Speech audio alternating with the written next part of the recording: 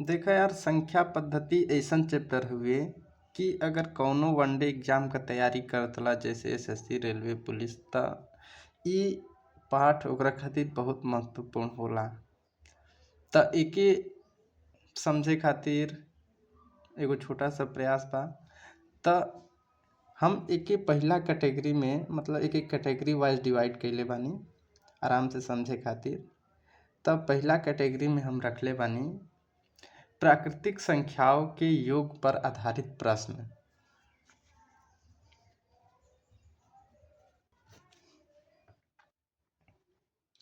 ये हमार पहला वीडियो हो, यही से थोड़ा नर्वस होतनी। अब कैटेगरी एक के जोन बाटे, मान ल कि अब एमे हम कई टाइप से बांटतनी।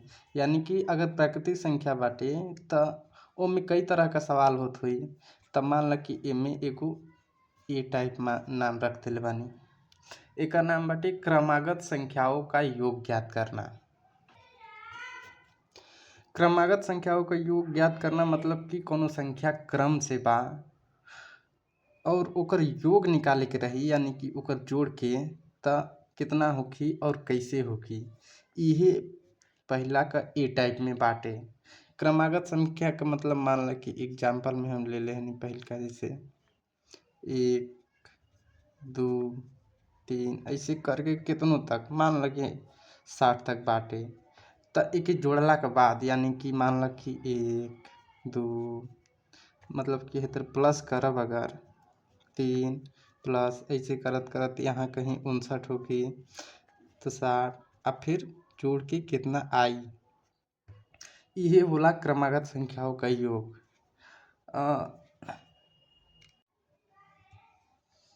एगो और एग्जाम्पल से हम समझा सकतनी। जैसे मान ल कि बाटे 120 कमा 135 कमा 150 ऐसे ही करत करत मान ल कि हम चल गइनी 600 तक। यही के क्रमागत संख्या कहल जाला। अब मान ल कि बीच का गैप कितनो होखे लेकिन कितनो सवाल बन सकता ऐसे। त एकर योग निकाले खातिर तीन गो स्टेप जन बाटे हमके सबसे आसान लगेला। पहला स्टेप में बाटे कि एकर बीच का पहले गैप पता करा, यानी कि हेकर बीच में या फिर हेकर बीच में कितना गैप बाटे। ऐसा नहीं कि सबकर अलग अलग बीच में गैप होखी। अगर सबकर अलग अलग गैप होखी त उ क्रमागत संख्या होखबे ना करी, त उ ई टाइप का सवाल बनबे ना करी।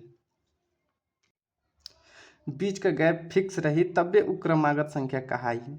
त यही से मान ल कि बीच का गैप निकाले खातिर कौनो संख्या उठावा और ओकरा से जस्ट ओकर पहले वाला घटा दा।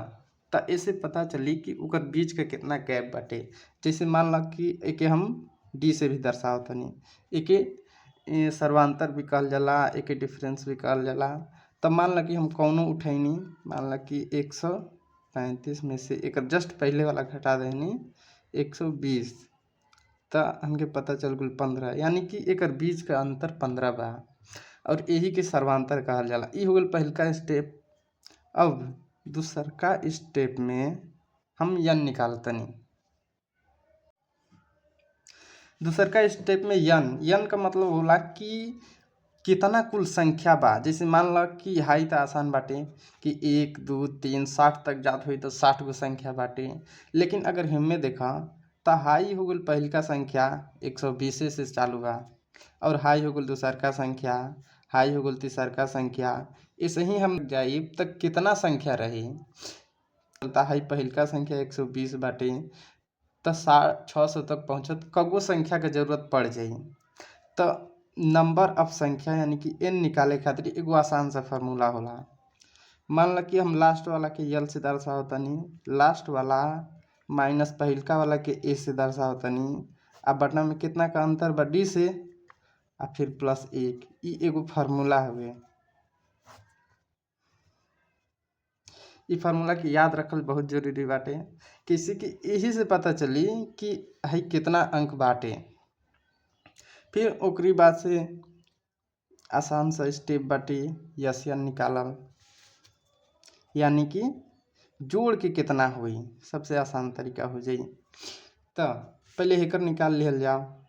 ई हो जी लास्ट वाला हो जाई 600 माइनस 120 बटा में 15 प्लस 1।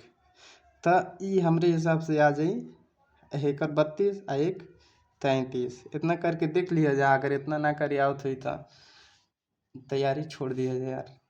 फिर एक बाद से एन निकाले खातिर ई फार्मूला वाला लास्ट वाला, फिर प्लस पहलका वाला, फिर बटा में 2 आ फिर होल गुणे कितना के मतलब है यन कितना संख्या बाटे, एकरा से आराम से निकल जी जोड़ के कितना हो। यन मतलब कि कुल संख्या का जोड़, यानी कि अगर बीच का है प्लस लगा देब तो 600 तक बाद कितना होगी, ये हिस्से निकली है फार्मूला से।